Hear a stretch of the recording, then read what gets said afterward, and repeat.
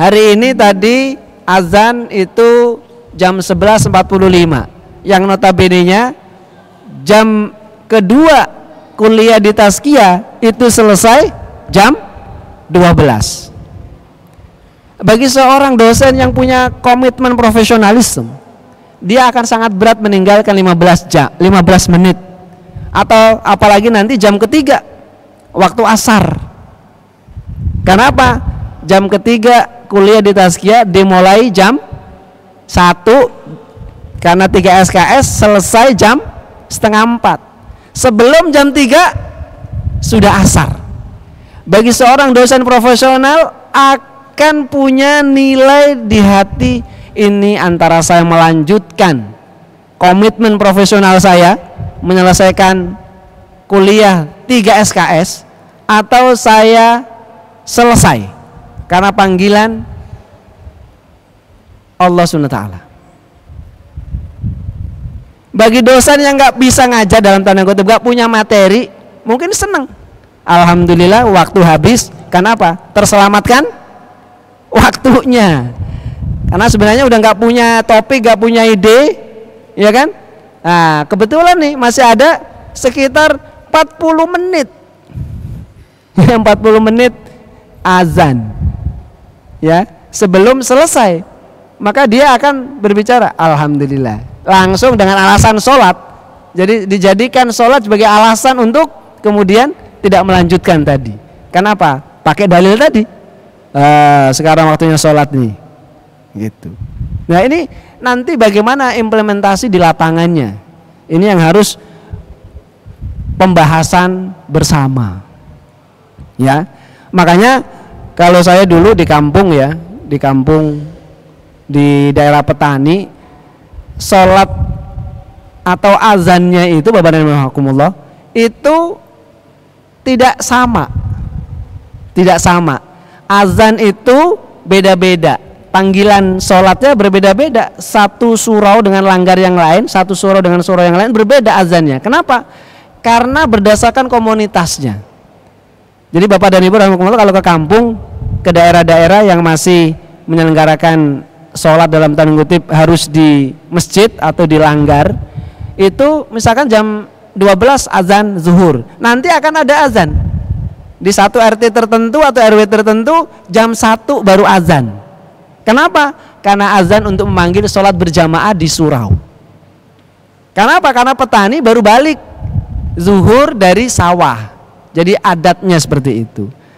Atau kalau teman-teman yang pergi ke Mesir, sholat subuhnya bukan di awal waktu, dalam tanda kutip, agak akhir, ya, agak akhir. Jadi kalau di kita kan terbit fajar, azan langsung sholat. Kalau di Mesir agak nunggu siang. Nah, teman-teman jamaah kan punya teman-teman kakak kelas yang sekarang lagi di Turki, bisa tanya tuh, Kak siapa itu? Siapa yang dari Lombok? Siapa sih namanya? Saya lupa. Murtado. Ada Murtado, ada satu yang orang masjid. Haidar. Ada Haidar. Ada sebelumnya lagi. Di Madinah dia. Salah. Oh, yang di Turki betul, Haidar. Oh iya, dia di Madinah ya. Ya. Coba tanya, agak akhir dia sholatnya. Ya. Seperti itu. Jadi ternyata apa yang dimaksud dalam sholat di awal waktunya ada beberapa implementasi yang berbeda-beda. Ya. Di beberapa sekolah Islam juga sholatnya digilir karena tempatnya tidak cukup. Ya, kloter by kloter. Nah, ini yang terjadi dalam implementasi manajemennya. Ya. Terus kenapanya lagi? Ya, tadi dikatakan Rasul mengatakan as-sholatu fi awwali waqtiha adalah amalan yang afdol. Di hadis yang lain dikatakan awwalu ma yuhasabu bihil abdu yaumal qiyamah as-shalah. Fa in saluhat saluhal jasad fa in salahat salahalahu sairu amalihi wa in fasadat fasada sairu amalihi. Ya. Perkara yang pertama kali nanti akan dihisab ketika hari kiamat dari seorang hamba adalah sholat. Apabila sholatnya baik, maka amalan-amalan setelahnya atau seluruhnya akan baik. Tapi sebaliknya jika buruk, akan buruk juga. Sa'iru amali. Inilah makanya saya katakan ini perkara berat. Ya. Karena apa? Karena Rasulullah mengatakan bagaimana pentingnya hal ini. Bahkan di hadis yang lain, ya, pembeda antara orang kafir dengan orang muslim adalah as-salat.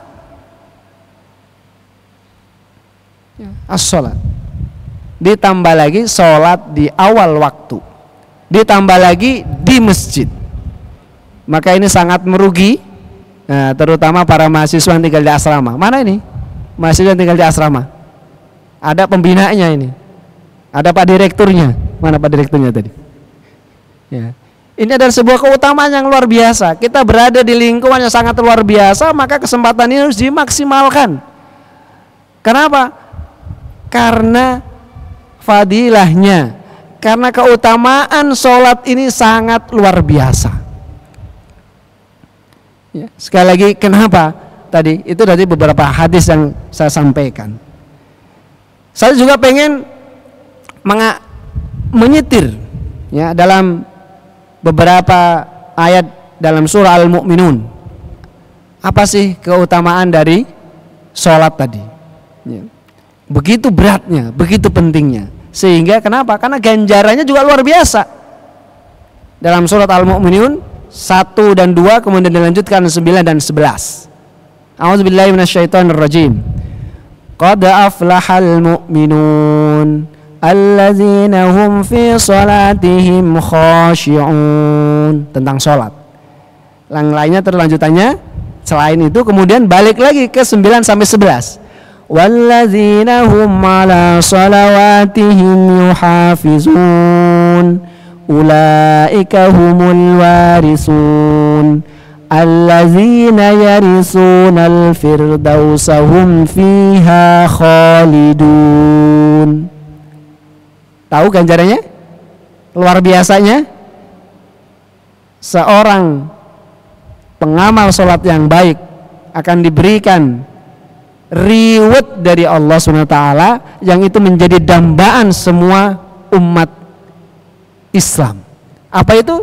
The ultimate goalnya seorang mukmin yaitu masuk Jannatun Naim. Dalam kajian kemarin juga disinggung oleh Prof. Muhammad Syafi'i Andonio dalam kajiannya. Ultimate goal kita adalah masuk surganya Allah SWT. Dan di surga itu bertingkat-tingkat Bapak dan Hukumullah. Yang paling tinggi, yang terbaik adalah disebut dengan Jannatul Firdaus. Dan ini akan diwariskan kepada orang-orang yang sholat. Kita baca artinya.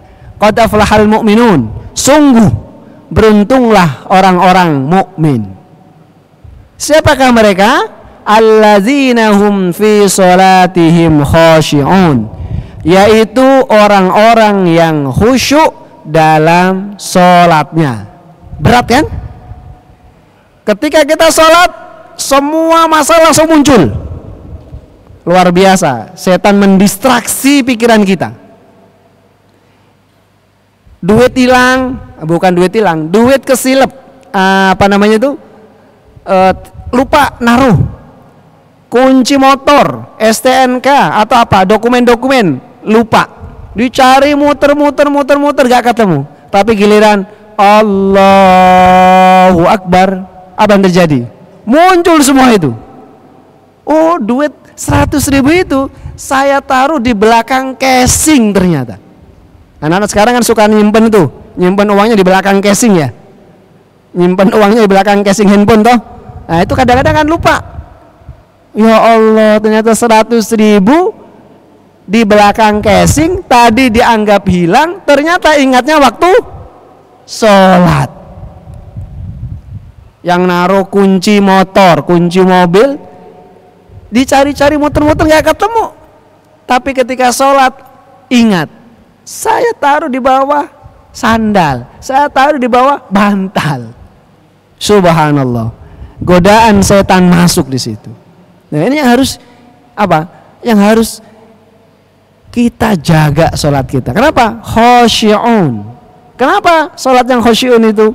Kemudian walladzina hum ala sholatihim yuhafizun, sholawatihim yuhafizun. Dilanjutkan dalam ayat yang ke-9 dalam surat Al-Mu'minun, yaitu orang-orang yang memelihara sholat mereka. Dan salah satu memelihara sholat yaitu dengan cara kita sholat pada awal waktu. Berarti apa? Kita memelihara sholat itu, menjaganya, tidak sembarangan, ya, tidak sembarangan. Ulaika humul warisun, dilanjutkan ayat 10. Mereka itulah orang-orang yang akan mewarisi. Maksudnya mewarisi apa? Mendapatkan. Istilah di sini pakai waris. Seolah-olah kita akan mewarisi. Mewarisi apa bagi orang-orang sholat khusyuk tadi? Allazina yarisunal firdaus, yaitu mereka orang-orang yang akan mewarisi firdaus. Hum fiha khalidun. Hum fiha khalidun, akan kekal di dalamnya. Siapa mereka? Orang-orang yang menjaga sholatnya tadi. Makanya Bapak dan Ibu, khususnya adalah para mahasiswa hafizpreneur, mahasiswa matrikulasi semester 1 dan 2 yang berada di lingkungan kampus ini, lingkungan masjid ini, seharusnya ini adalah the golden time, waktu yang sangat luar biasa, waktu emas untuk menjaga diri kita agar apa? Mewarisi firdaus. Ya. Kebayangkan kalau teman-teman misalkan berada di luar negeri, di negara non muslim, majoritinya non muslim, kita cari masjid aja susah. Bagaimana kita menjaga sholat? Pasti akan lebih susah. Kenapa? Karena penjagaan itu akan lebih mudah dengan cara berorganisasi, dengan cara berjamaah. Makanya pada hari ini insan-insan tazkiyah, wabil khususnya adalah mahasiswa tazkiyah, harus sangat mensyukuri nikmat Allah yang tidak diberikan kepada orang lain. Bahwa tinggalnya kita, dipilihnya kita menjadi salah satu keluarga besar Institut Agama Islam Tazkiyah di Sentul ini adalah sebuah kenikmatan yang harus kita syukuri. Dengan apa? Bagaimana kegiatan yang ada di kampus ini disetting tidak bertentangan dengan sholat. Ini sangat susah Anda temui. Ini akan sangat susah kita temui di tempat lain, teman-teman semua. Maka kita harus bersyukur dengan itu. Apa yang harus kita lakukan? Kita harus menjaga amalan-amalan utama, yaitu salah satunya adalah berkaitan dengan sholat. Makanya Pak Prof. Syafi Antonio mengatakan sholat itu di tazkiyah nomor 1 disiplin, nomor 2 ikhlas, sampai seperti itu. Kenapa? Karena pengen mencontohkan kepada kita semua bahwa bagaimana amalan sholat ini begitu penting. Ya, makanya saya bilang berat. Kenapa? Al-fakir juga belum tentu bisa mengamalkannya. Yang namanya al-iman yazidu wa yankus. Iman itu naik dan turun. Yazidu bit ta'ah wa yankus bil maksiat. Sudah pasti ketika kita lagi imannya naik, amalan-amalan baik kita naik, pasti insya Allah baik. Tetapi kadangkala kita turun, ikhwan rahimakumullah. Makanya berat. Makanya dikatakan wallazina hum ala sholawatihim yuhafizun. Ini di beberapa ayat, di beberapa surat disebutkan yang sama. Ya, dalam surat apa itu namanya? Salasailum. Ya, itu juga ada. Wallazina hum ala sholatihim yuhafizun. Wallazina hum ala sholatihim daimun. Sering diulang-ulang. Kenapa? Karena begitu pentingnya amalan ini. Kenapa? Karena Allah akan memberikan reward yang paling kita tunggu-tunggu, yaitu apa? Jannatul Firdaus. Dan kata-katanya yang luar biasa, jamaah rahimakumullah, yarisun, mewarisi. Artinya apa? Sudah otomatis ini janji Allah bahwa Anda kalau menjaga sholat Anda, menjaga sholat kita, apalagi di masjid, khususnya bagi laki-laki, maka Anda sudah mendapatkan warisan dari Allah SWT berupa Jannatul Firdaus, reward di muka bumi ini yang paling tinggi, yang semua orang mukmin menantikannya di akhirat nanti. Jadi ini tidak main-main. Makanya saya bilang ini amalan berat, ya, amalan berat. Tapi insya Allah dengan berjamaah, dengan bersama-sama, sholat kita menjadi lebih mudah. Contoh, misalkan mahasiswa habis ngerjain paper, selesai jam 11 katakanlah, atau jam 12 karena deadline, ditunggu dosen besok, ya kan? Karena sholat, karena bangunnya, karena tidurnya terlambat, insya Allah bangunnya juga telat, sudah otomatis. Tapi karena teman-teman ini, misalkan saja satu jamaah ini, satu kelompok teman-teman, ya, para DKM, ya, misalkan ketiduran satu karena kecapean, tapi ada temannya yang lain, karena dia bisa bangun lebih awal, kemudian dia melakukan apa? Sholat yuk. Akhirnya ada yang membangunkan. Kenapa? Karena kadangkala, ikhwan rahimakumullah, kita tidak sholat tepat waktu atau tidak bisa menjaga sholatnya. Karena apa? Karena kita terlalu capek dengan urusan-urusan dunia kita. Ini yang harus disyukuri oleh teman-teman semua yang berada di lingkungan tazkiyah ini. Kenapa? Sholat, waktu sholat, ya, Allah Akbar, Allahu Akbar. Bagian SDM sudah ribut, sholat, ditambah lagi ada satpam keliling, ya, datang ke ruangan-ruangan. Assalamualaikum, waktunya sholat. Assalamualaikum, waktunya sholat.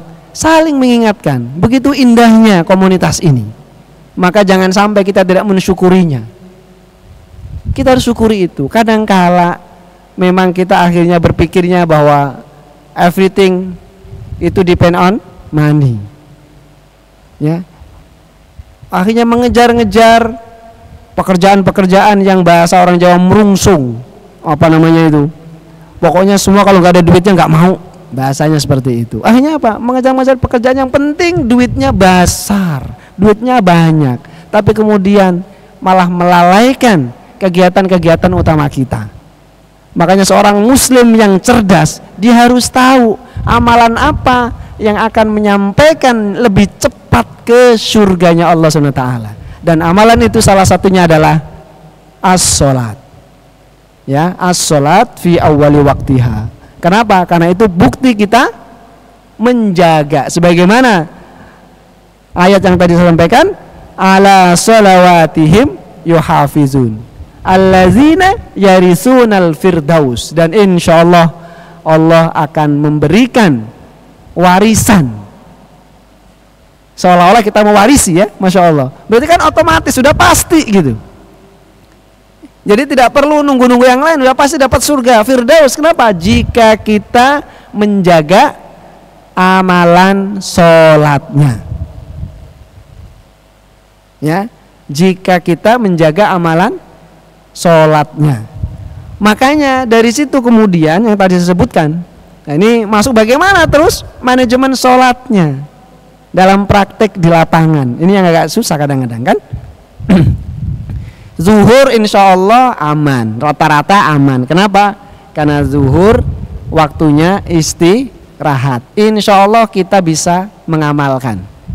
Kenapa? Waktunya sholat zuhur itu pas sekitar jam 12. Tetapi kalau awal berarti kan kita nggak nyampe. Kenapa? Kantor misalkan, kalau misalkan kantornya bukan di tazkiyah, for example, di tempat lain yang notabene ketat, pokoknya keluar dari kantor harus jam 12, sebelum ada tet belum boleh istirahat misalkan, ya. Apa yang terjadi? Kemudian yang harus kita lakukan adalah membuat sebuah komunitas tadi, ya, sebuah komunitas. Saya dulu terpaksa berijtihad ketika di asrama matrikulasi di Darmaga, karena dosen dalam tanda kutip pada bilang, oh, waktu ngajar saya sedikit banget, karena dari jam 1 selesai setengah 3 kan, karena setengah 3 menjelang 3:4 azan. Model-model seperti sekarang lah. Jadi ada jeda waktu sekitar 40 sampai 45 menit. Artinya apa?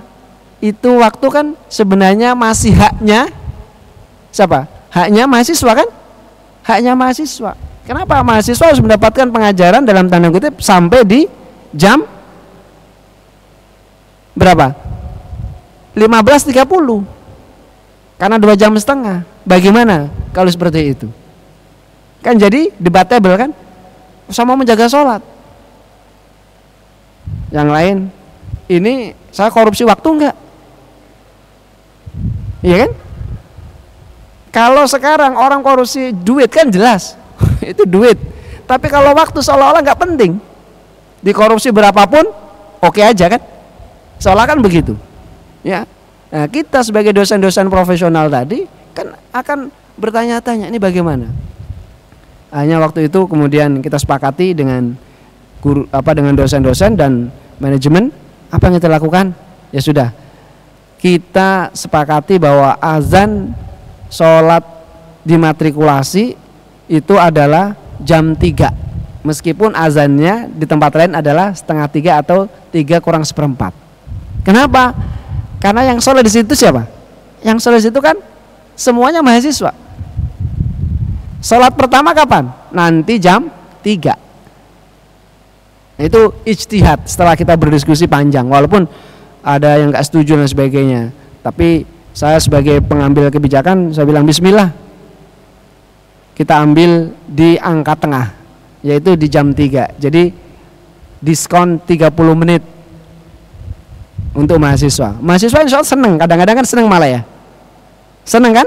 Kalau mahasiswa pulang cepat, misalkan selesai jam 2:30, 3:30, selesai jam 2, mahasiswa pasti gak ada yang protes kan? Malah kalau perlu nggak usah ngajar. Nah, tapi kalau uang kita diambil kita marah kadang-kadang kan? Uang kita ini misalkan ada 10.000 diambil sama temennya 5.000 separuhnya, marah kan? Tapi kadang-kala kita dengan waktu ini tidak terlalu mementingkan. Makanya di situ dikatakan tadi yuhafizun. Itu yang saya sebut dengan yuhafizun. Salah satunya ada bagaimana manajemennya.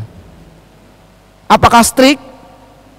Ya, kalau ngomong sholat pada waktu yang strict ini saya selalu ingat guru saya, ya Ustadz Hasan Ishak. Pokoknya kalau azan udah nomor 1 azan selesai semua. Nah ini kita yang kadang-kadang saya pribadi belum sanggup sampai situ. Beliau hampir tidak pernah ngomong sholat, tetapi apa? Langsung dijalankan saja. Pokoknya sholat nomor 1. Nah ini kadang-kadang yang saya agak ragu-ragu gimana ya? Kenapa? Karena menyangkut komunitas. Ya, menyangkut komunitas. Makanya saya bilang tadi, beberapa amalan di beberapa kampung, sholatnya, azannya itu menyesuaikan pekerjaan, siklusnya. Ya, dan ini sudah menjadi namanya apa? Kekhasan, bukan kekhasan, kebijaksanaan lokal lah, ya, kebijaksanaan lokal, wisdom untuk mendapatkan sholat jamaah daripada sholat sendirian. Kan pertanyaannya mendingan sholat sendirian di jam awal atau sholat berjamaah agak delay 10 menit 30 menit, ya kan?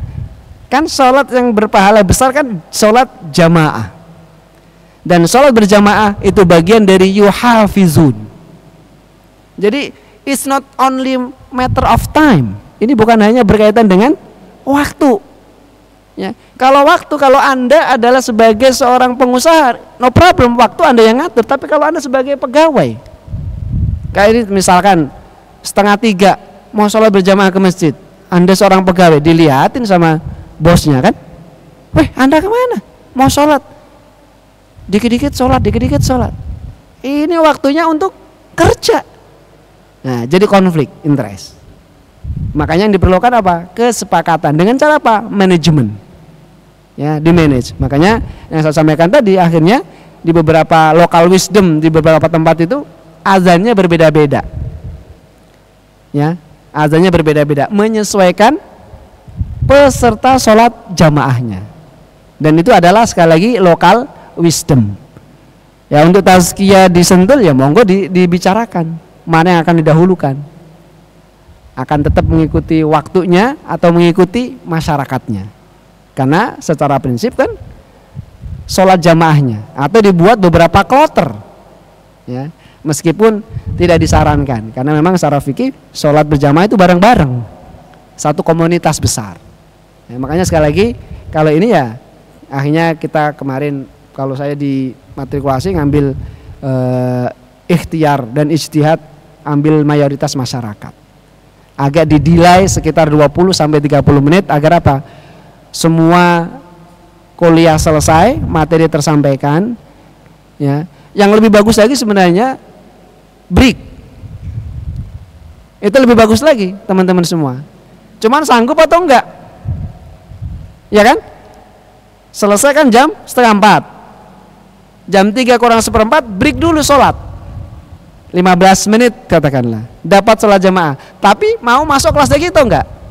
Pasti akhwat pada protes. Pak, akhwat susah pak, harus bedakan, harus gini-gini, kelamaan. Nah, itu adalah hal-hal yang harus di-manage. Itulah masuk dalam kategori yuhafizun. Jadi tidak sekonyong-konyong harus berdasarkan matter of time, tetapi juga harus melihat situasi dan kondisi. Lah kalau yang bisa sholat jamaah pada jam berapa tadi? Jam 3 kurang 1/4 hanya Bilal dan imam kumaha. Kan berarti bukan ngomong tentang kejamaahan. Nah, ini yang perlu didiskusikan. Inilah pemimpin di situ yang harus memutuskan. Ya, tapi sekali lagi poin pentingnya adalah menjaga sholatnya. Ya, menjaga sholat berjamaahnya. Nah, inilah yang kemudian kenapa? Karena itulah yang akan diriwayat oleh Allah Subhanahu wa taala dengan Jannatul Firdaus. Allazina yarisun al-firdausa hum fiha khalidun. Mereka lah orang-orang yang menjaga sholat dan mereka akan mewarisi surga Firdaus. Ingat ya Bapak dan Hukumullah, sekali lagi surga Firdaus, yaitu surga yang paling tinggi yang akan diberikan, diwariskan kepada kita orang-orang Islam, orang-orang mukmin yang menjaga sholatnya dengan baik. Yang terakhir sekali lagi kita harus berjamaah bareng-bareng. Ya, alhamdulillah teman-teman ada musyrif-musyrifahnya. Bagaimana yang ada di kos-kosan, bagaimana yang ada di rumahnya. Nah, ini harus ada sebuah manajemen yang baik sehingga apa? Sehingga kita sekali lagi bisa masuk dalam kategori ala sholawatihim yuhafizun. Wallahu a'lam bishawab. Mudah-mudahan ini bisa menjadi tazkirah bagi Al-Fakir sendiri yang tadi dari awal mengatakan waduh berat topik ini, very very heavy ya. Makanya yang kemarin saya WA-WA sama siapa? Sama antum ya. Makanya saya bilang bisa nggak topiknya ini diganti nih, kenapa? Takut menyampaikan ya, berat gitu, cari yang ringan-ringan gitu ya. Meskipun ngomong tentang sholat jamaah, iya, tapi ini beratnya Masya Allah luar biasa. Kenapa? Karena tadi seorang profesor sekalipun belum tentu bisa menjalankan ini. Seorang presiden sekalipun belum tentu bisa menjalankan ini. Karena apa? Ganjarannya yang luar biasa. Jannatul Firdaus. Tujuan akhir kita pengen masuk ke sana. Ya. Kita syukuri hal ini. Bagaimana kita bisa hidup di tazkiyah, di lingkungan tazkiyah, yang salah satunya adalah menjaga amalan sholat berjamaah. Wallahu a'lam bishawab. Mudah-mudahan bermanfaat. Kita tutup dengan hamdalah. Alhamdulillahirabbil alamin. Kafaratul majlis. Subhanakallahumma hamdika asyhadu an la ilaha illa anta astaghfiruka wa atubu ilaik. Akhirul kalam. Assalamualaikum warahmatullahi wabarakatuh.